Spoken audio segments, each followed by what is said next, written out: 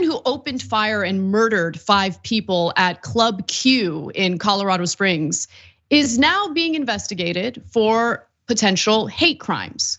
Now, he decided to open fire at a gay club, an LGBTQ club, and there is some concern that his violent act was motivated by a bias against members of the LGBTQ community. But now we're also learning from his defense attorneys that they identify as non-binary. Now, look, I can tell you what I suspect, but it's just what I suspect. So I want to be clear about that, because at the end of the day, it doesn't really matter. And the shooter might actually genuinely identify as non-binary. My hunch is that maybe there was some thinking that if you identify as non-binary, some of these hate crime charges can go away. It doesn't work like that. It actually makes no difference at all what he identifies as. So who knows? I mean, look, for the sake of this discussion, let's just respect the gender identity of this shooter, okay? Instead of getting bogged down with a debate about whether or not, and they like to go by they, identify as non-binary. Okay, so here's what we know. Here are the latest details. The motive in the shooting was still under investigation, but authorities said that Aldrich, that's the shooter here, faces possible murder and hate crime charges. Hate crime charges would require proving that the shooter was motivated by bias, such as against the victim's actual or perceived sexual orientation or gender identity. The charges against Aldrich are preliminary, and prosecutors have not yet filed formal charges. So I think that part, that very last part, is relevant to the defense attorneys coming out and saying that Aldrich identifies as non-binary, because there haven't been formal charges yet. And maybe the thinking is, well, maybe this will dissuade prosecutors from formally pursuing these hate crime charges. I don't know if that's the thinking, but defense attorney said late Tuesday that the suspect is non-binary. Standard court filing submitted by the defense team referred to the suspect as MX Aldrich. And the attorney's footnotes assert that Aldrich is non-binary and uses they, them pronouns. The motions deal with issues like unsealing documents and evidence gathering, not Aldrich's identity, and there was no elaboration about it. So right-wingers think that this is some weird victory for them. So they've been spewing all sorts of anti-trans, and also in the case of Florida and their Don't Say Gay bill, just anti-LGBT, just vile garbage. That's what they've been spewing. That's what they hung their hat on in the lead up to the midterm elections, thinking that that would help them win elections. And I was really happy to find that the red wave never happened, probably because they weren't offering a goddamn thing to their constituents, and instead were just engaging in manufactured culture wars, demonizing people, trying to make people's lives worse rather than better. I don't know. Color me shocked that that's not a compelling campaign message.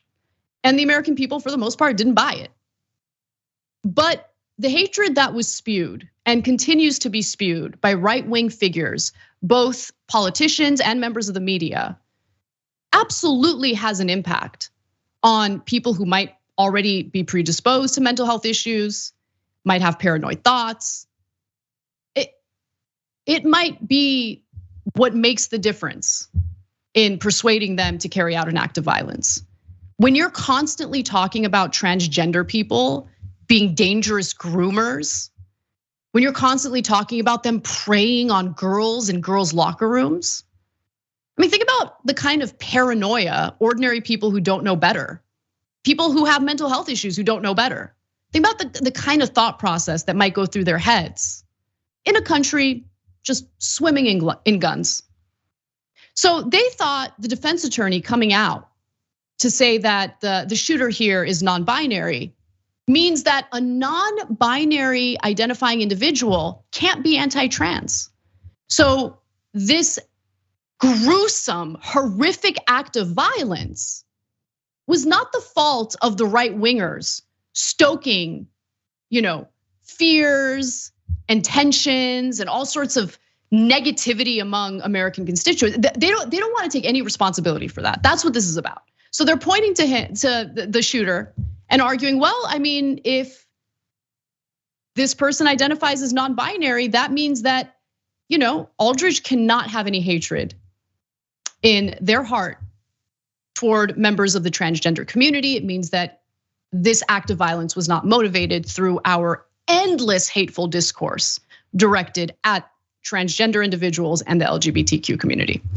Except we know that people of or whatever race you want to talk about, whether it be Latino, Asian, Black, they can be part of that group, part of that race, and still be racist. We've seen endless examples of that. Jesse Lee Peterson talked about Donald Trump as if he dubbed Donald Trump the great white hope, and then proceeded to spew some of the most vile, vicious statements about the Black community. In the case of this gunman, seems like he came from a pretty awful family. I have no problem saying that. Anyone who wants to come at me with, oh, but his poor father, he's addicted to meth, poor father. Sit down, not interested in hearing about, how we need to protect the poor meth addicts who spew hatred toward the gay community, which he did just today in an interview where he said to a reporter, oh, when I found out about my son and the incident, I was really concerned that he might be gay. He was relieved. The guy was relieved. His father was relieved to find that his son is not gay. But never mind the fact that he gunned down and killed 5 people.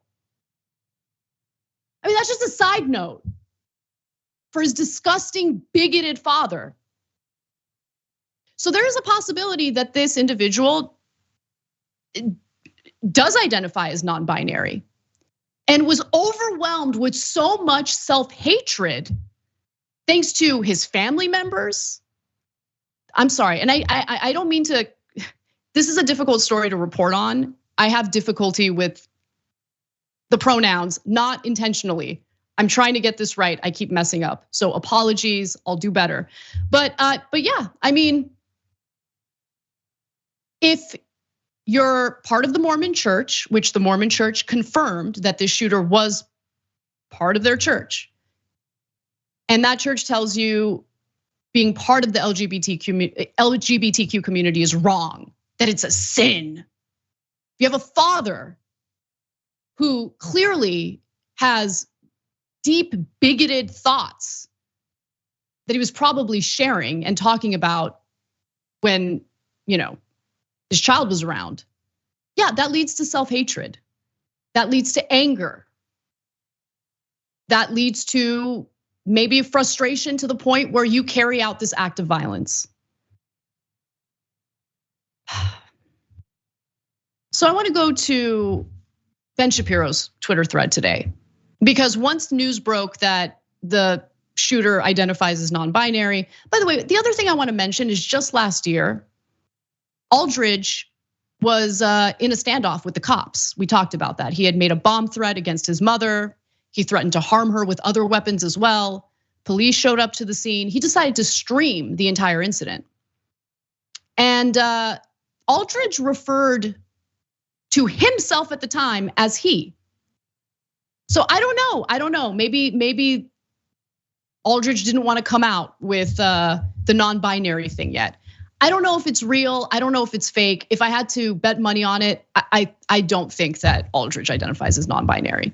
But again, even if Aldrich did and does identify as non-binary, this is a win. Let me read you Ben Shapiro's tweet. The entire left-wing legacy media and virtually every major Democrat in the country smeared traditional conservatives who oppose SSM, drag queen story hour, or transing the kids, blaming them for the Club Q shooting. They are hacks and liars, and they've been exposed as such. That's interesting because I can think of one hack and liar who was exposed as such very recently.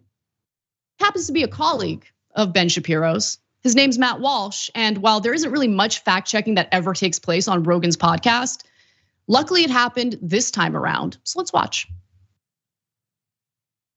How many people have had this done? Depends on what. I don't think we have exact numbers, but if we're talking about the drugs, it's, I mean, millions. You're talking about hormone blockers? Yeah. Millions of kids have been on hormone blockers, really? I'm sure someone's going to fact check me on it, but my guess is that we're into the millions now at this point. Yeah, that would be my guess. It says over the last 5 years, there were at least 4,780 adolescents who started puberty blockers and had a prior gender dysphoria diagnosis. This says it's kind of undercounted, but that would be a big undercounting. Less than 1,000 people a year. Yeah. Yeah, I mean, I would guess, hundreds of thousands at this, but I could be wrong. Million sounds great. Yeah, I could be wrong. Yeah. The Media Matters will have fun with that clip. Yeah, no one's interested in hearing what you would think or what you would guess. Matt Walsh lies. He was wrong, but I suspect he was wrong on purpose because that's his bread and butter, just constantly fear-mongering about a non-issue. About a non-issue. I mean, we had, a full year of the Republican Party sending their rabid mothers to school board meetings over a made-up fear that critical race theory was being taught in elementary schools. And the whole argument was parents should be able to make decisions about their own children. Never mind the fact that we're talking about public schools where there are other parents who actually want their kids to learn, history, accurate history, not some revisionist right-wing version of history. But that was the argument, right? Parents know what's best for their kids. So who here thinks that Matt Walsh, of all people, knows better than the parents who might have children who identify as transgender? Like it's just so creepy that they spend all day fear-mongering about this stuff. And they do it because it's profitable for them, I'm sure. They love stoking fear among right-wing voters. But it's also, content matter that they can talk about without their funders being concerned that they're, dipping their toe too much into the economy territory. Because their views on the economy and what needs to be done in terms of economic policy, not popular. So they lean in to this disgusting, rabid, hateful rhetoric. They lie about how many children are taking hormone blockers. They lie and make it seem as though children are being genitally mutilated. They just lie. That's what they do. They lie. There's a small percentage of, transgender males who in their late teens decide they want to have top surgery. Really, the right wing's going to pretend like they're concerned about that. Do you know how many high school girls get work done? Are they upset about that? Or is it just the transgender people that they want to fearmonger about? Anyway, this is who they are. Let me get to the rest of it. They could have simply waited for all the facts. Kind of like how the right wing could have waited for all the facts every time there was a bombing or a shooting, and they preemptively blamed it on a Muslim individual. But nonetheless, they could have simply waited for all the facts, but they didn't. They wanted their false narrative so they could push for censorship of those with whom they disagree. They're cynical and vile. Let me be very clear right now, okay? I have no interest in censoring or violating the free speech rights of Ben Shapiro and Matt Walsh, okay? They're free to say whatever they want, and they have been free to say whatever they want. They have a right-wing billionaire protecting them on Twitter as we speak. Elon Musk is going around deleting tweets that he doesn't like, which we'll get to later in the show, obviously from leftists.